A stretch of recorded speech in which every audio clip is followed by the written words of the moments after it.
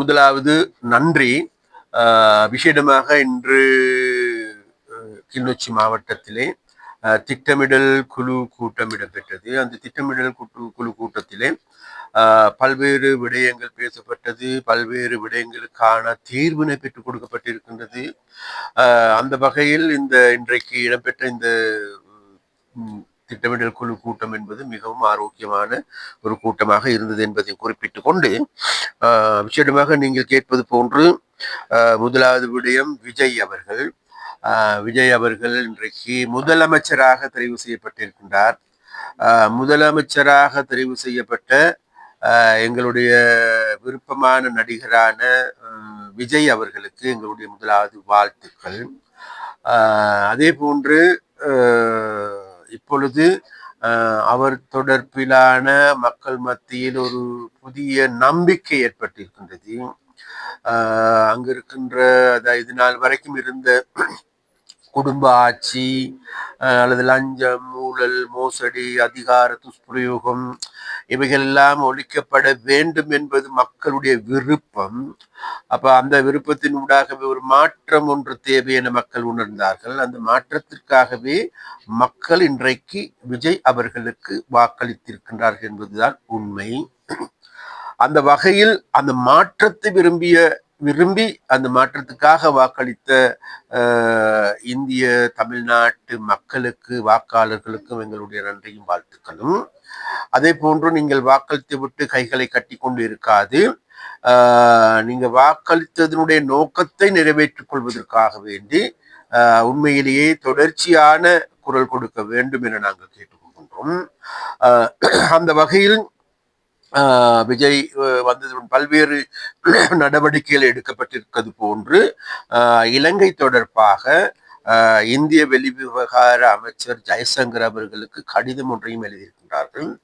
அப்ப அந்த கடிதத்தில் அவர் குறிப்பிட்டிருப்பது வேறு எதுவும் அல்ல, அதாவது இந்திய மீனவர்கள் இன்றைக்கு கைது செய்யப்பட்டு சிறையில் அடைக்கப்பட்டிருக்கின்றார்கள் அல்லது தடுத்து வைக்கப்பட்டிருக்கின்றார்கள். அவ்வாறு தடுத்து வைக்கப்பட்டிருக்கின்ற இந்திய மீனவர்களை விடுவிப்பதற்கான ராஜதந்திர நடவடிக்கை எடுக்கும்படி கேட்டு அவர் கடிதம் அளிப்பிருக்கின்றார். அது மிகவும் ஒரு நல்ல விடயம். ஏனென்றால் ஒரு நாட்டின் ஒரு மாநிலத்தினுடைய முதலமைச்சர் என்ற வகையில் அவருக்கு தெரியும் இன்றைக்கு அவருக்கு இருக்கின்ற அதிகாரம் என்ன என்பது, அவர் யாரோடு எப்படி நகர வேண்டும் என்பது இன்றைக்கு அவர்களுக்கு தெரிந்திருக்கின்றது.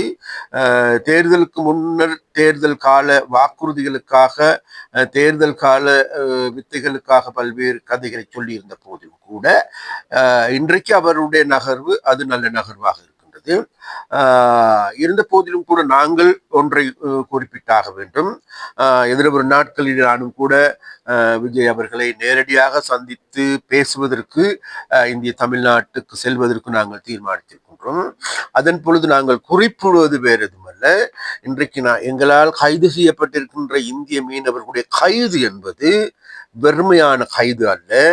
இன்றைக்கு எங்களுடைய கடல் வளத்தை அல்லது எங்களுடைய கடல் எல்லையை அல்லது எங்களுடைய நாட்டினுடைய இறைமையை மீறி செயற்பட்டத்தின் காரணமாகவே அவர்கள் கைது செய்யப்பட்டிருக்கிறார்.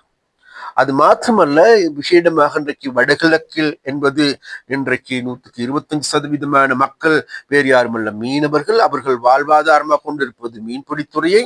அந்த மீன்பிடித்துறைக்கு வேட்டு வைக்கின்ற வேலையை செய்கின்றவர்கள் வேறு யாருமல்ல இந்திய தமிழ்நாட்டில் இருந்து வருகின்ற பொட்டம் ட்ரோலிங் மூலமாக அல்லது இழுவமேடு படகுகள் மூலமாகவே இந்த இந்த விதமான நடவடிக்கைகள் முன்னெடுக்கப்படுகின்றது.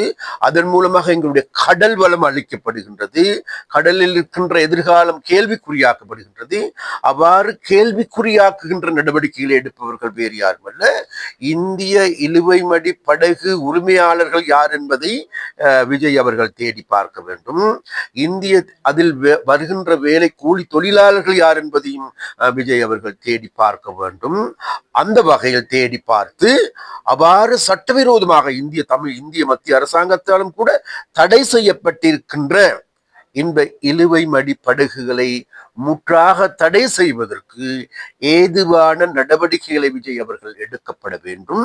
அவ்வாறு எடுக்கும் பட்சத்திலே யாரும் கைது செய்யப்பட போவதில்லை என்பதையும் நாங்கள் குறிப்பிட்டாக வேண்டும். அத்தோடு நாங்கள் ஒன்றை குறிப்பிட்டாக வேண்டும். இன்றைக்கு விசேடமாக அண்மையில் இந்த வாரம் நாங்கள் எடுத்து பார்க்கின்ற பொழுது கர்நாடகா பிரதேசத்திற்கு, அதே போன்ற கேரள பிரதேசத்திற்கு, கேரளாவில் இருந்து வந்த தமிழ்நாட்டை கடந்து வந்த மீனவர்களுக்கு எதிரான நடவடிக்கையில் அங்கு இருக்கின்ற மீனவர்கள் முன்னெடுக்கின்றார்கள். அவ்வாறு தங்களுடைய நாட்டினுள்ளேயே இவ்வாறான நடவடிக்கை எடுக்கப்படுகின்ற பொழுது இது இன்னொரு நாடு, சுயாதீனம் உள்ள நாடு, இறமையுள்ள நாட்டின் மீது இவ்வாறான நடவடிக்கை எடுக்கப்படுகின்ற பொழுது அதற்கு எதிராக சட்ட ரீதியான நடவடிக்கை எடுப்பதில் எந்த விதமான குற்றமும் இல்லை என்பதை விஜய் அவர்களுக்கு நாங்கள் கூறிக்கொள்ள விரும்புகின்றோம். இருந்த போதிலும் கூட இந்த பிரச்சனையை முடியுமானால் சுமூகமாக பேச்சுவார்த்தையின் ஊடாக ராஜதந்திர ரீதியாக தீர்க்க முடியுமாக அதை நாங்கள் வரவேற்கிறோம். இப்பொழுது எதிர்கட்சி அரசாங்கம் குற்றச்சாட்டுகளை சுமத்தி வருகிறது, ஆதாரமற்ற கருத்துக்கள் அது தொடர்பாக எதிர்கட்சிகள் என்பது இன்றைக்கு போக்கிடமின்றி போக்கிரித்தனமாக அலைந்து திரிகின்ற கட்சிகளாகும். அப்ப அந்த போக்கிரிகளுக்கு கொள்கை கிடையாது, கோட்பாடு கிடையாது, வேலை திட்டம் கிடையாது, கண்ணோட்டமும் கிடையாது. அப்ப அவ்வாறான அவர்களுக்கு கடந்த காலங்களை நாங்கள் பார்த்தாலும் சரி, தேர்தலுக்கு முன்னர் எடுத்துக்கொண்டாலும் சரி, இந்த நாட்டில் தேசிய மக்கள் சக்தியால் ஆட்சி செய்ய முடியாது, அவர்கள் அப்படி இப்படி என்று பல்வேறு விதமான குற்றச்சாட்டுகளை முன்வைத்தார்கள். ஆனால் அந்த குற்றச்சாட்டுகள் எதையுமே கூட இன்றைக்கு நிறுவனமாக்கிக் கொள்ள முடியாத ஒன்றாக மாறி இருக்கின்றது. அதே போல் கடந்த காலங்கள் உங்களுக்கு எல்லோருக்குமே நன்றாக தெரியும். விசேடமாக நுரஞ்சோலையில் இடம்பெற்ற என்ன நிலக்கரி சம்பந்தமான பிரச்சனையின் போது பெரிய பூகம்பமாக வெடிக்கின்ற அளவுக்கு பேசினார்கள். அதன் பொழுது நாங்கள் மிக தெளிவாக இருக்கின்றோம். இந்த நிலக்கரியில் எந்த விதமான மோசடியும் இடம்பெறவில்லை.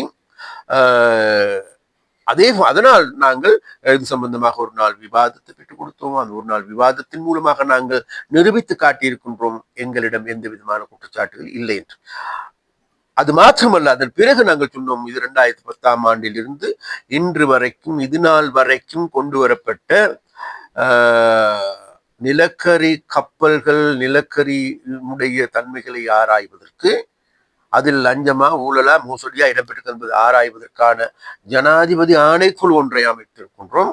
அந்த ஆணைக்குழுவுக்கு இது நாள் வரைக்கும் எந்த ஒரு எதிர்கட்சியினரும் வாக்கு மூலம் கொடுத்ததாக வரலாறு காணக்கூடியதாக இல்லாத ஒரு நிலைமை இருக்கிறது. அதிலிருந்து தெரிவது என்னவென்றால் வேறு எதுவுமல்ல, இவர்களுடைய தேர்தல், அதாவது விசேடமாக மீடியா ஷோவுக்காக மக்களுக்கு தண்ணி காட்டுகின்ற, மக்களை ஏமாற்றுகின்ற ஒரு ஒரு ஒரு செயற்பாடுகளை முன்னெடுக்கின்ற நபர்களாகவே இருக்கின்றார்கள். அந்த வகையில் பார்க்கின்ற பொழுது இன்றைக்கு செயலிழந்து போயிட்டு இருக்கின்ற வெற்று எதிர்கட்சியாக மாறி இருக்கின்றது.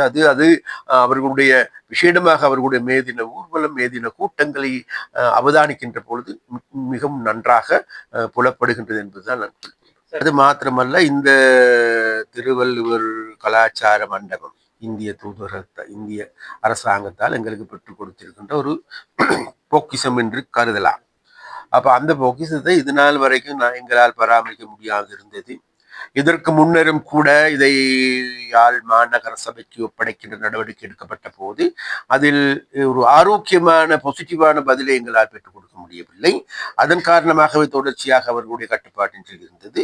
இன்றைக்கு எங்களுடைய அரசாங்கம் இதற்கான ஒரு ட்ரஸ்டி, அதாவது ஒன்றை நாங்கள் உருவாக்கி இருக்கின்றோம். அந்த ட்ரஸ்டின் மூலமாக இதை இயங்க வைப்பதற்கு, இதை நிர்வகிப்பதற்கு, ஏதுவான நடவடிக்கைகளை எடுப்பதற்கு இன்றைக்கு அமைச்சரவையினுடைய அங்கீகாரம் கிடைத்திருக்கின்றது. அந்த அங்கீகாரம் என்பது இங்க இருக்கின்ற எங்களுடைய யாழ்ப்பாணத்தினுடைய கலை கலாச்சாரங்களை மேம்படுத்துவதற்கே தவிர, அல்லது எங்களுக்கு இருக்கின்ற இலக்கியங்களை வலுப்படுத்துவதற்கே தவிர, இதை மாற்றானிடம் ஒப்படைப்பதற்கு அல்ல என்பதை கஜேந்திரகுமார் பொன்னம்பலம் அவர்கள் புரிந்து கொள்ள வேண்டும், தெரிந்து கொள்ள வேண்டும். அதே போன்று நீங்கள் அரசியல் செய்வதற்காக வேண்டுமென்றால் தொடர்ச்சியாக இனவாதத்தையோ அல்லது வேறு விதமான எதையும் சொன்னாலும் பரவாயில்லை. இதில் எந்த விதமான ஊழலும் கிடையாது, மோசடியும் கிடையாது, எந்த விதமான கையாடல்களும் கையூட்டல்களும் கிடையாது. இதன் மூலமாக, இந்த ட்ரஸ்டி மூலமாக கிடைக்கின்ற பணம், நிதி அனைத்தும் இது நாள் வரைக்கும் செயலிழந்து போயிருக்கின்றது. சுய நிர்ணய உரிமைக்காக போராடிய நம்மளை இன்றைக்கு சுயத்தை இழந்த மக்களாக, எங்களுடைய கலை, இலக்கியம், கலாச்சாரம் அனைத்தும் இன்றைக்கு சீரழிக்கப்பட்டிருக்கின்ற நிலையில் அவைகளை மேம்படுத்துவதற்காக நாங்கள் பயன்படுத்துவோமே தவிர உங்களை போன்று பொய்யாடல்களை முன்வைப்பதற்கு நாங்கள் தயாரிக்கிறோம். கொழுவில் துறைமுகம் அமைக்கப்பட்டதன் காரணமாக என்று கூறுவது தவறு. அது இயற்கையினுடைய சீற்றம், இயற்கை அனர்த்தம், காலநிலை மாற்றம், கடலில் ஏற்படுகின்ற மாற்றங்களும் இதற்கு ஒரு காரணம். அதில் விசேடமாக பல்லாயிரக்கணக்கான கோடி ரூபாய்களை செலவழித்து இன்றைக்கு கட்டப்பட்டிருக்கின்ற துறைமுகம், அதாவது ஒலுவில் துறைமுகம் செயலிழந்து போயிருக்கின்றது. அது எந்த விதமான பிரயோஜனத்துக்கும் பயன்படுத்த முடியாதாக இருக்கின்றது. அதில் நுழைவாயில் முற்றாக மணலால் நிறைந்திருக்கின்றது. அதனால் அதை மீள இயக்க முடியாத ஒரு சூழலும் ஏற்பட்டிருக்கின்றது. அதுவும் ஒரு காரணம். அது மாத்திரமல்ல, காரணமல்ல. இருந்த போதிலும் கூட நாங்கள் இந்த பிரச்சனைகளை நாங்கள் நன்கு உணர்ந்திருக்கின்றோம், கண்டிருக்கின்றோம். அது மாத்திரமல்ல, புத்தளம் போன்ற பிரதேசத்திலும் கூட பெரிய கடல் அரிப்பு ஏற்பட்டிருக்கின்றது.